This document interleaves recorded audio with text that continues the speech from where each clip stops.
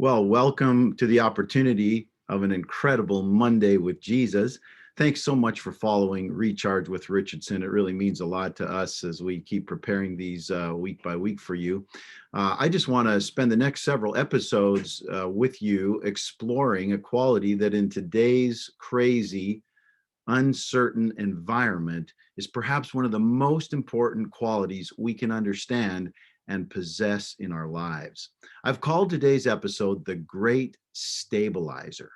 And the quality, what's that quality I'm referring to? The quality that we're going to explore over the next several episodes is the quality of trust.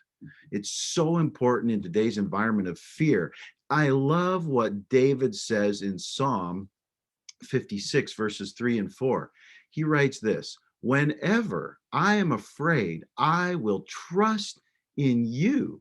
In God, I will praise his word. In God, I have put my trust. I will not fear. What can flesh do to me? David says, whenever I'm afraid, I will trust in you. He's talking to God. And he says, man, when I'm afraid, I'm going to trust in you. And I have to tell you, that's easier said than done. What's our natural human reaction when we're afraid?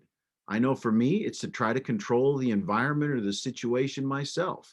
I want to take over. We try to manage things. We try to make ourselves safe. It's our natural reaction when we're afraid to try to step in and control it ourselves. But that's not going to work because as humans, we are limited.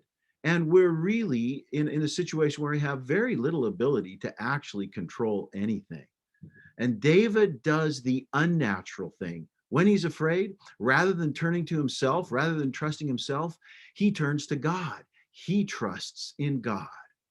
That's what the Bible is challenging you and me to do when we feel fear. Resist the natural reaction to try to control things ourselves, to try to fix it ourselves and manage it ourselves, and to put our trust in God instead. Why? Because trust is the great stabilizer. I don't remember exactly how old I was at the Christmas that I'm thinking of, but I got a gyroscope that Christmas as one of my gifts. And I do remember that at that age, I wasn't very impressed with that gyroscope. I got this thing that looked like some kind of a wheel mounted on a shaft between two circular metal support bars. And it was fastened together and they were perpendicular to one another. And I had no idea what this thing was. And so I asked, well, what does this thing do? And it wasn't in a very excited tone. I was actually sort of disappointed in this gift. And my dad took it from me and then he said, son, this is a gyroscope and it resists changes in motion and orientation. Well, that didn't mean anything to me. I was still as bored and disappointed as ever until Dad took that gyroscope as he was showing it to me, and he showed me what it did in action. He took this string, and I'm going to try and demonstrate this.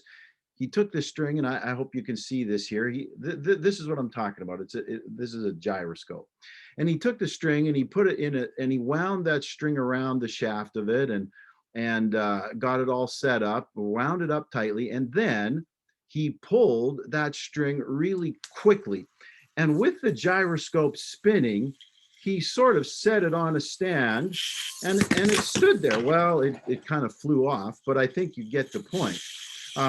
It could stand up and it could lean at an angle and it didn't fall off. And if I had three hands and I could hold a string, then I could set it on the string and it would balance right on the string. But here's an example. This is what a gyroscope does. It resists changes in motion and balance. And so he spun that thing for me and it stood there and it hung on its side and it put it on the edge of a table and it didn't fall off. And there it was on and we hit, he had me hold the string, and then he spun it again, and then he had to hold me string, and he set it on top of the string, and it just stood there, and it was amazing.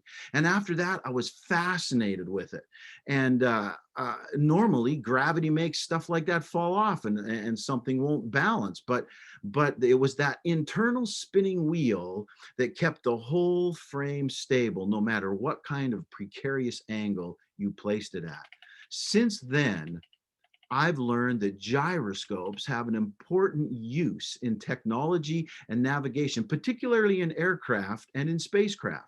The key navigational instruments in an airplane use gyroscopes to tell you exactly what the airplane is doing and how it's oriented. Without them, without gyroscopic instruments, a pilot could not fly that jet you are riding in the clouds without crashing, and that being the end of you. It's the gyroscopic instruments, it's that gyroscope that keeps things stable.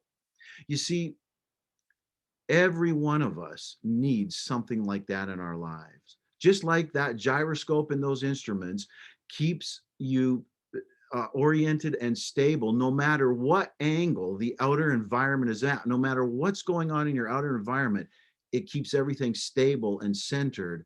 We need the same kind of thing in our lives, something to keep us stable and oriented and headed in the right direction, no matter what crazy things are going on in our outer environment or how precarious of an angle our lives might seem to be at that moment. We need an inner gyroscope too. And that's what trust is, the great inner stabilizer. Not trust in ourselves, but trust in God. Let's begin practicing what David did when we're afraid, to put our trust in God.